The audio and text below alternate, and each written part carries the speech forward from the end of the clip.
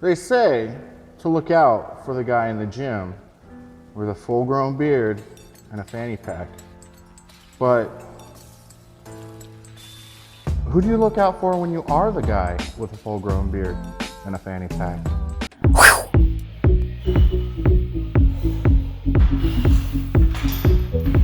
Here's our last unwrapped warm-up at 685. We don't wrap our knees until we are at 75% or above of our training max. So I'm putting this in here to remind us all that when we get stronger outside of the equipment that we use, we get stronger within the equipment that we use. So we have to utilize getting stronger as a practice, both inside and outside of the equipment that we use on meet day, because we're gonna end up being stronger in the long run. Bar is being a little bit of a roly-poly-oly today, which means that I'm leaning forward on my squats. So I need to not do that if I'm gonna hit this for 13. I had an intelligent thought at one point concerning this, but I have forgotten it.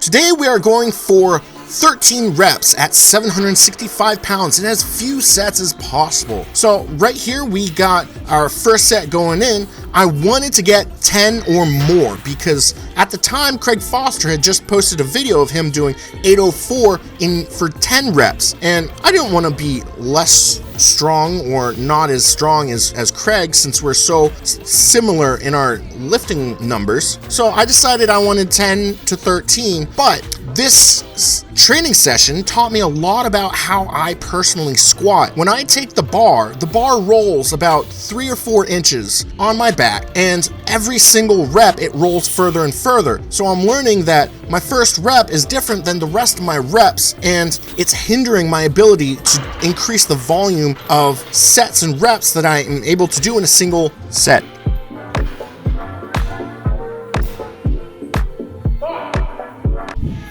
Well, shit. 7? It's over 50%. Craig's got the volume on me, for sure. But I'll prove who's got the strength on who at the clash.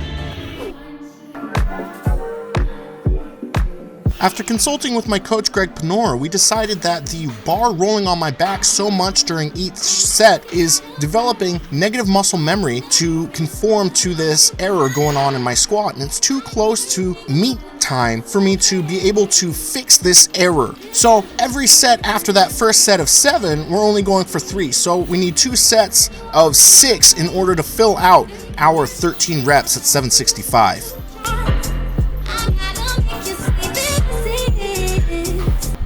Bar is really fucking rolling on me today, which further proves the point that the most important rep in a set is the first rep. It's got to be the cleanest rep. I've had people tell me when I go somewhere else to train, they inform me that my bar rolls a good 3 inches on my back while I squat. It's not necessarily something I have to change. I don't know how to change it. You know what it does? If you think about it scientifically, you start high, you get in a good position, and it rolls, and it ends up at a lower point than at starting. So you have to squat it less. That's like a scuff justification for something. If it rolls 3 inches on the first rep, then it's already out of place for the second rep, and all the rest of the reps are simulating bad circumstances.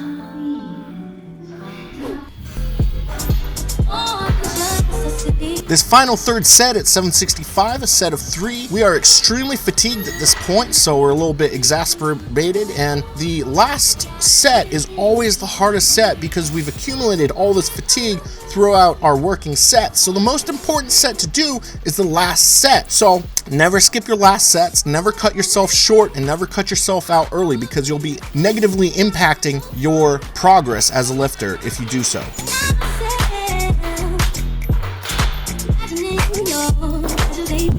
I'm severely confused by people who take their phone on meet day and they do this shenanigan. How does it fucking stay there?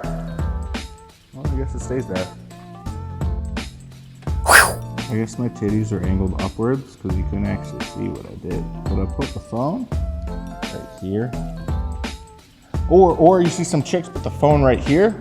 How does it not just fall into your abyss of a singlet? Like, I don't get it. Our mechanically similar movement for today is the pull squat. Pull squats are very good at providing your system with a positive muscle memory, reminding yourself to explode at the bottom of the squat, as opposed to pause squats, which teaches you to slow down at the bottom of the squat. We are practicing utilizing the stretch reflex that is necessary for heavy squats by performing the pull squat, but we're very tired from our working set, so we use a low weight such as 235 on this set for the set of 21. So Joanne Fabrics closes at 9 p.m. and it's currently 7:30. And I want to get some size 9 circular needles so I can start on the knitting project that I picked up yesterday. I got straight needles yesterday, but after further review and dissecting some of the patterns that I found online, it'd be a little bit better to do my ribbed beanie, ribbed for her pleasure, on circular needles. I'm trying to make my wife a nice Christmas present of a beanie in colors that she has not once expressed that she likes. But that's the shit they had at the store. It's time to do some accessories so I can get to Joanne Fabrics before it closes. Talking about aesthetics, I'm fat.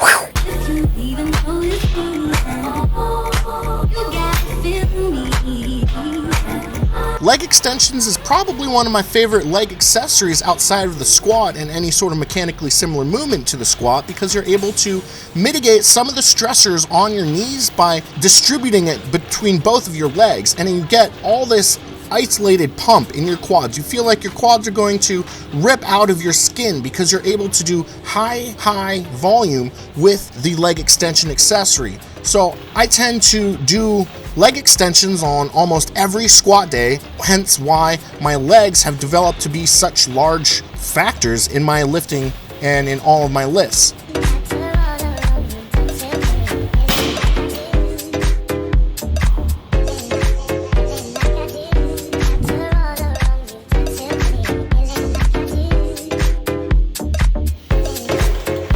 This variation of the lat pull down is a new form of accessory that I haven't tried before. I watched a Matt Wenning video once that said that if you work your grip throughout all your accessories, you'll never have to specifically work your grip. So by using a rope or a towel or something, this is similar to towel pull-ups, you're able to isolate both your lats and your forearms. You're working your grip because you can only pull down as hard as your grip is.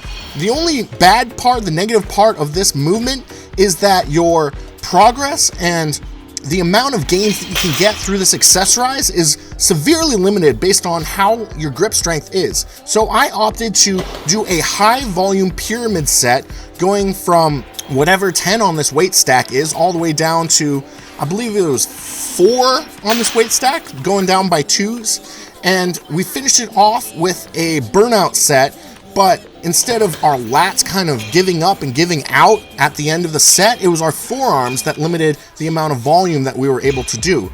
This is definitely one of those accessories that you don't want to specifically do to target your lats. It's more of a grip accessory because it absolutely blew up my forearms. You'll see when I stand up from this accessory that I have to shake my hands off because all the blood is throbbing inside of my forearms, and I'm not exactly able to finish as much volume as I wanted to in this set because I was limited by my grip. My grip is my weakest factor. Increasing grip, increased deadlift, increased bench. It may increase the amount of time under tension that you're able to consider while going on squats because you're able to hold the bar onto yourself longer. You're able to apply a more efficient load to the bar for deadlifts. You're able to activate your triceps a little bit stronger.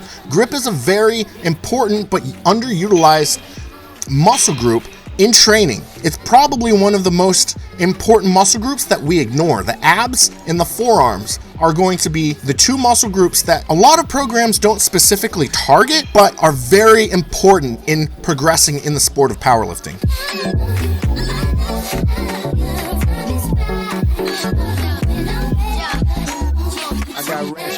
racks to the ATM jam.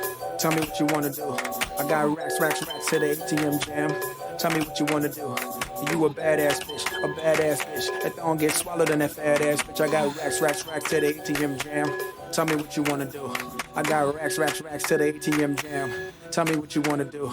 I got racks to the ATM jam. Tell me what you wanna do. You a badass bitch that don't get swallowed in that fat ass bitch. I got racks to the ATM jam. Tell me what you wanna do. Gross. So I was like, I'm gonna do lat pull downs.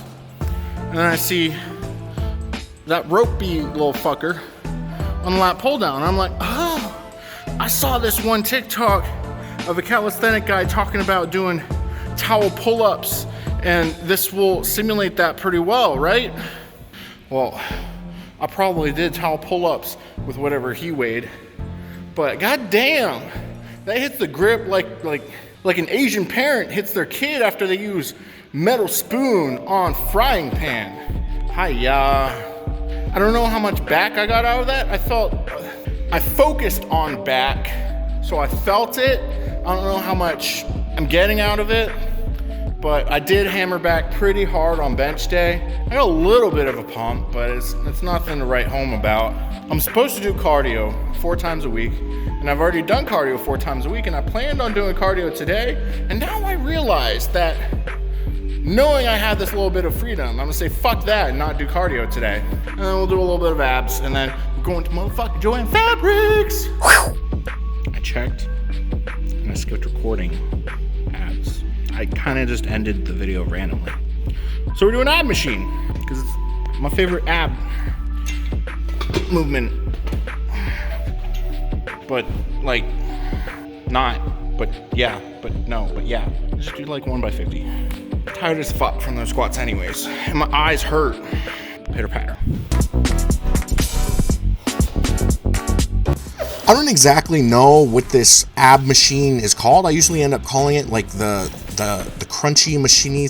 I really like this machine because the time under tension is constant. You have to brace and crunch at the same time. You're utilizing muscle groups that are used constantly in the big 3 movements. You got squats where you have to brace against your belt. You have to maintain that pressure when there's hip movement going on. When you're squatting, when pressures develop and go away, you have to brace on bench to provide a solid platform for yourself and to keep your core tight to prevent any twisting. You got to brace on deadlifts for similar reasons as on squats. Core is more than just an aesthetic muscle group. You can develop it to look good, and I mean, the ladies really love that, but you also need to develop for power, and you need the most endurance in your core because you're going to be bracing the entire time. Not all muscle groups, except for the core, is going to be bracing, is going to be activated throughout the entirety of all 3 of the lifts. Lats might be the closest next thing,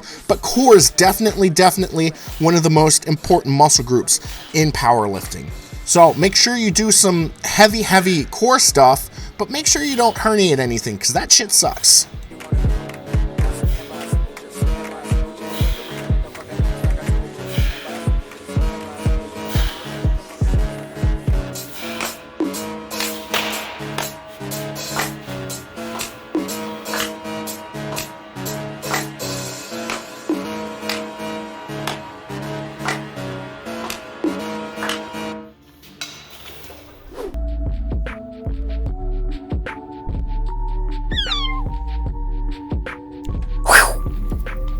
Johns. No Johns.